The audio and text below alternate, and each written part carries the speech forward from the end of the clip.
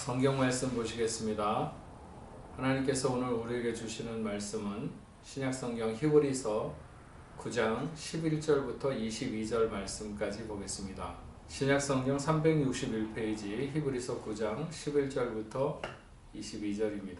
그리스도께서는 장래 좋은 일에 대제사장으로 오사 손으로 짓지 아니한 것 곧 이 창조에 속하지 아니한 더 크고 온전한 장막으로 말미암아 염소와 송아지의 피로 하지 아니하고 오직 자기의 피로 영원한 속죄를 이루사 단번에 성소에 들어가셨느니라.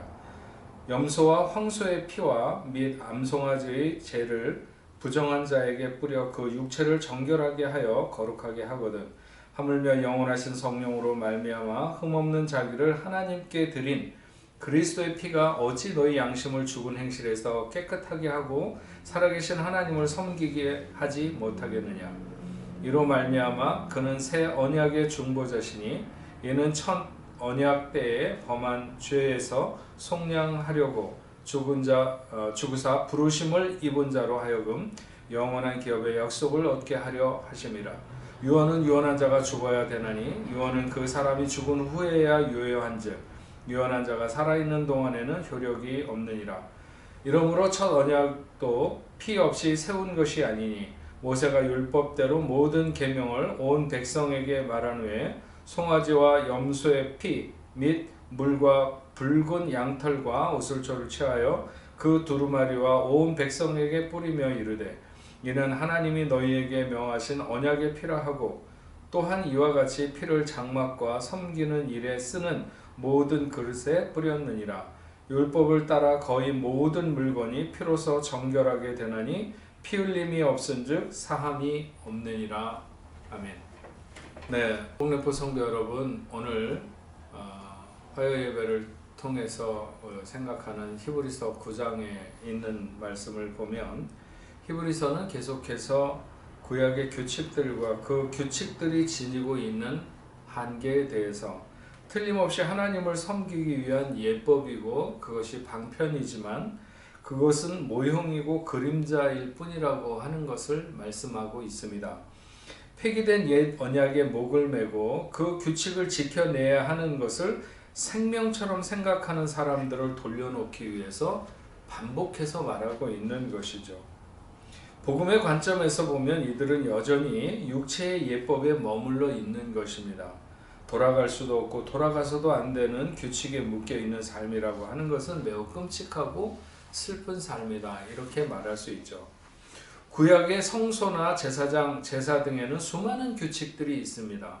먹고 마시는 것에도 그리고 씻는 것에도 규칙이 있습니다. 제사장들은 아침마다 금향단에 분향을 해야 했고 저녁에는 등대에 불을 밝혀야 했습니다. 매 안식일마다 떡상에 12개의 진설병을 교체해야 됐죠. 이런 모든 것이 육체의 예법이며 그 효력은 한시적이라, 이렇게 볼 수 있습니다. 히브리 사람들의 믿음을 방해하는 가장 큰 장애물은 그들의 의식법과 관련된 모든 것, 장막이나 제사직분, 여러 제사들은 그 의미와 가치에 있어서 모형적인 것에 불과하다는 것을 깨닫지 못하는 것입니다. 마치 조감도는 집을 다 지으면 없어져도 되는 것과 같은 것이죠. 실체가 있는데 왜 그림자가 꼭 필요하겠습니까? 규칙과 속죄하는 복음이 다른 이유는 바로 이런 것이죠. 제사장이 그들이 수행한 직무에 있어서 어떤 잘못을 찾을 수 없다 할지라도 그것들이 사람의 내부를 변화시키지는 못합니다. 그들이 행하는 것이 규칙을 온전히 따르고 경건하게 시행해도 그것은 하나의 비유와 같은 것이죠. 옛 언약의 제의들이 양심을 깨끗하게 한다거나 성소에 자유롭게 나갈 수 있게 한다거나 이런 일은 있을 수 없습니다. 이런 것은 오직 그리스도를 통해서 그리고 구속의 사역을 통해서만이 가능한 일이죠. 우리의 신앙이 종교 생활이 되어서 안 된다고 하는 것은 바로 이런 것입니다. 우리는 자칫 의식적인 종교에 묶이고 공허한 동작에 마음을 빼앗길 수 있습니다. 우리는 얼마나 종교적 규칙들을 잘 지키느냐 하는 것이 신앙생활을 잘하는가 하는 것에 척도가 되어서는 결코 안 됩니다. 우리는 내부와 외부의 실체를 가지고 있습니다. 외적으로 우리는 만지고 다룰 수 있는 육체를 가지고 있고 내적으로는 우리가 가책을 느끼거나 선한 일을 기뻐하는 양심을 가지고 있습니다. 외부의 실체에 대해서 성경은 이렇게 말씀합니다. 나의 보는 것은 사람과 같지 아니하니 사람은 외모를 보거니와 나 여호와는 중심을 보느니라. 사람이 보는 외부와 하나님이 보시는 내부가 있습니다. 몸은 죽여도 영혼은 능히 죽이지 못하는 자들을 두려워하지 말라고 마태복음 10장 28절에 말했는데, 사람이 죽이면 죽을 수밖에 없는 그런 외부도 우리에게 있고 하나님이 아니면 누구도 죽일 수 없는 내부도 있습니다. 겉사람은 후패하나 우리의 속은 날로 새롭도다. 고린도후서 4장 16절에 말했는데, 늙고 쇠하는 육체가 속이 새로워지는 것과는 별개라고 하는 것이죠.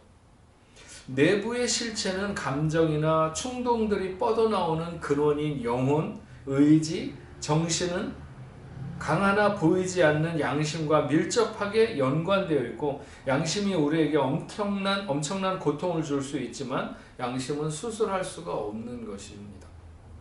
우리의 신앙이 외부와 결탁되어 있는가? 아니면 내부와 결탁되어 있는가? 세상의 모든 종교는 다 외부와 결탁되어 있습니다.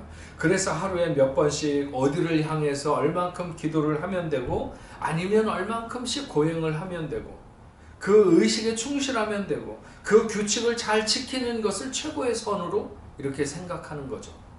하지만 우리의 신앙은 그렇지 않습니다. 부자가 되기 위해서 열심히 신앙생활을 하는 것이 외부를 원하는 것이고, 평안하기를 위해서 열심히 신앙생활하는 것이 내부를 위한 것이라, 이렇게 쉽게 가를 수 있는 것은 아니지만 우리는 적어도 외부를 겨냥하는 종교적 삶에 서성거리는 사람이 되어서는 안 된다고 하는 것입니다. 황소와 염소의 피는 우리의 죄를 없이 하지 못하고 오히려 기억나게 한다고 했고, 율법은 장차 올 좋은 일의 그림자일 뿐이라고 했습니다. 참 형상이 아니므로 해마다 늘 드리는 같은 제사로 나오는 자들은 언제나 온전하게 될 수는 없는 것이죠. 우리의 신앙이 그래서 이 땅의 성소를 향하느냐 아니면 하늘의 성소를 향하느냐, 끊임없이 무엇인가를 찾는 것을 신앙으로 여기는가, 아니면 하나님의 임재를 경험하며 하나님 안에 살아가는가 하는 것이 중요한 것입니다. 히브리인들이 가진 규칙은 하나님이 주신 것이죠, 물론.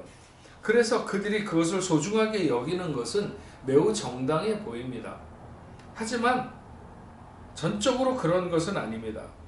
아이들이 엄마의 젖을 떼거나 아니면 잠자리를 떨어져야 할 때 엄마의 냄새가 묻어있는 무슨 혼이불이라든지 아니면 인형 같은 것, 이런 것을 어렸을 때 굉장히 집착하게 됩니다. 그것이 없으면 잠을 못 자고 불안해하죠. 그것은 모두 엄마가 사준 것이거나 마련해 준 것입니다. 그렇지만 그 아이가 초등학교를 가도 그것을 가지고 가고, 중학교를 가도 가지고 가고, 이랬을 때 좋아하는 부모는 없습니다. 적당한 시간이 되면 그것을 내려놓고 버려야 되는 것이죠.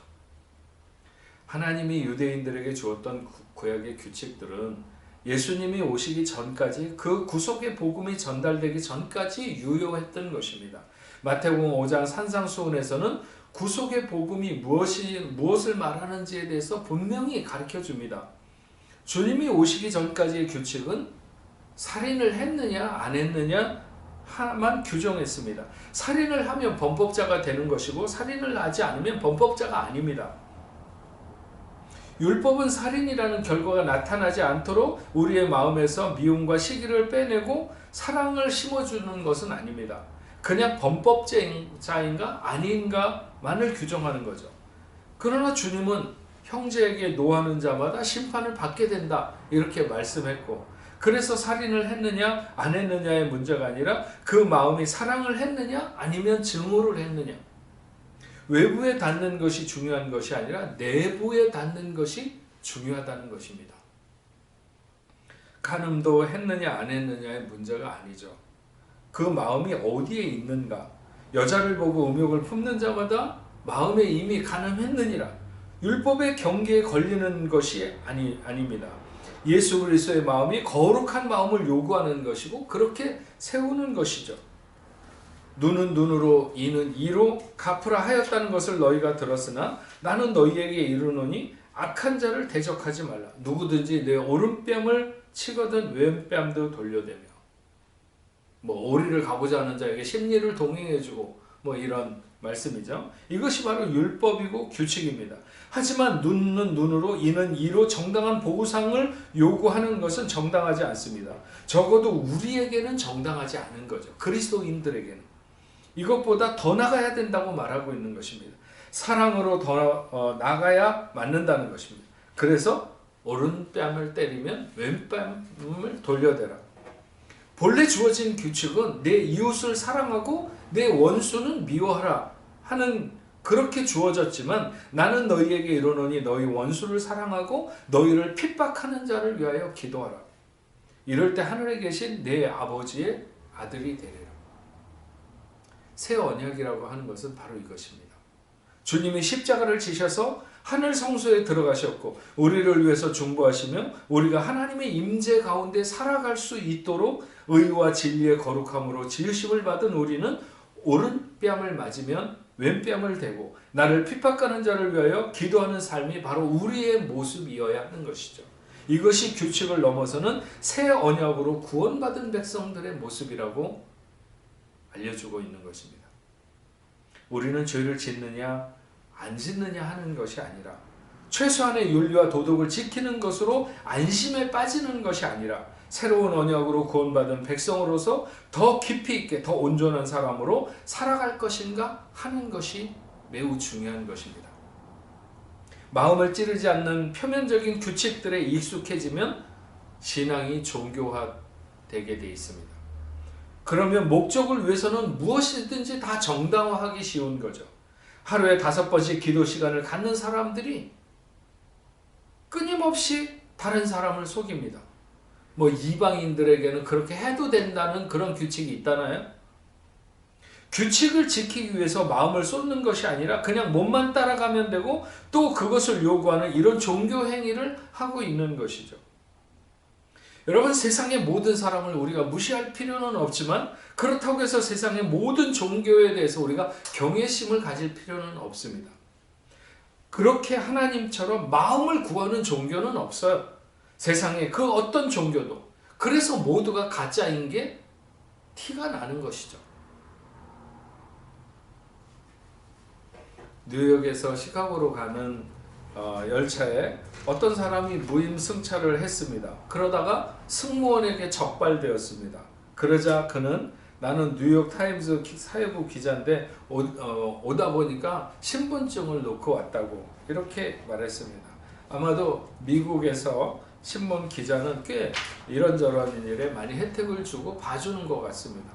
그랬더니 승무원이 그러냐고 1등석에 지금 뉴욕타임즈 편집국장이 타고 있으니까 가서 한번 확인을 해보자고 그렇게 얘기하더라는 것을. 그래서 큰일 났구나 하는 마음으로 조마조마하게 따라갔더니 확인하는 승무원의 질문에 그 편집국장이 아니 자네 여기 웬일인가? 시카고로 출장 가는가? 이렇게 하더라는 거예요. 그래서 그렇게 살려준 그 사람이 너무나도 고마워서 승무원이 간 다음에 너무나도 고맙다고 그렇게 얘기를 하니까 그 사람이 사실은 자기도 가짜로 타고 있다고 그렇게 얘기를 하더라는 것입니다. 그러니까 가짜가 가짜를 봐준 거죠. 세상에 너무 가짜가 많고 가짜가 가짜를 평가해서 신앙생활마저 진정성을 잃고 그냥 적절한 규칙에 따라 전혀 내부와 닿을 필요가 없는 외부와의 관계만으로 신앙생활을 하는 사람들도 너무 많이 있습니다. 예레미야 31장 31절과 32절 말씀에 보면요. 이 언약은 내가 그들의 조상의 손을 잡고 애굽 땅으로 인도하여 내던 날에 맺은 것과 같이 아니할 것은 내가 그들의 남편이 되었어도 그들이 내 언약을 깨뜨렸습니다. 여호와의 말씀이니라. 그러나 그날 후에 내가 이스라엘 집과 맺을 언약은 이러하니 곧 내가 나의 법을 그들의 속에 두며 그들의 마음에 기록하여 나는 그들의 하나님이 되고 그들은 내 백성이 될 것이라. 여호와의 말씀이니라. 남편이 되었어도 언약을 깨트려서 새로운 언약을 그 마음판에 새기기로 하셨다는 것입니다.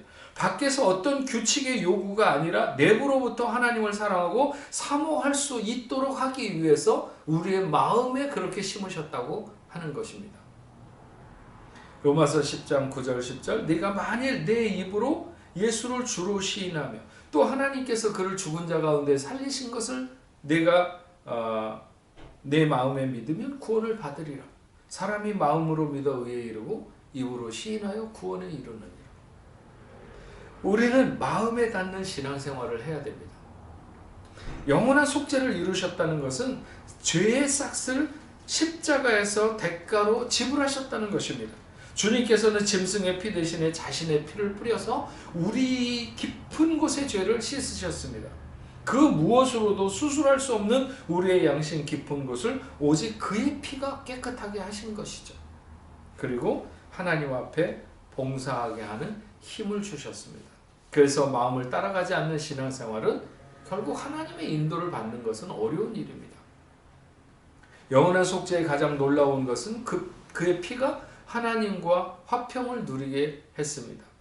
이것은 무엇으로도 이룰 수 없는 일이죠. 늘 죄의 옷을 온전히 벗을 수 없기 때문입니다. 하지만 이제 예수의 피로 나의 행실은 깨끗해졌고 성령의 능력 안에서 온전히 하나님을 섬길 수 있게 되었습니다.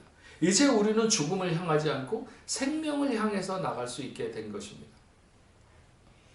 신앙생활들이 자꾸 힘을 잃고 빛을 잃어갑니다. 왜냐하면 왜 세상이 자꾸 두려울까요? 그 이유가 유대 히브리인들과 다를 바가 없는 것이죠. 자꾸 생명력 잃은 규칙으로 돌아가려고 하고 그래서 세상이 두려워지는 것입니다.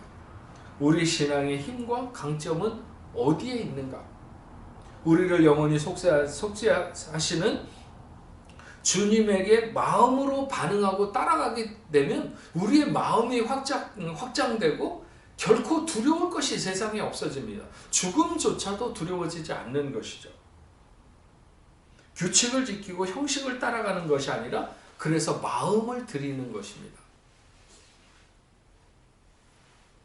저희 아들이 여기 그 호텔에 파리의 굉장히 큰 호텔에서 근무를 할 때 그런 얘기를 하는 걸 들었습니다.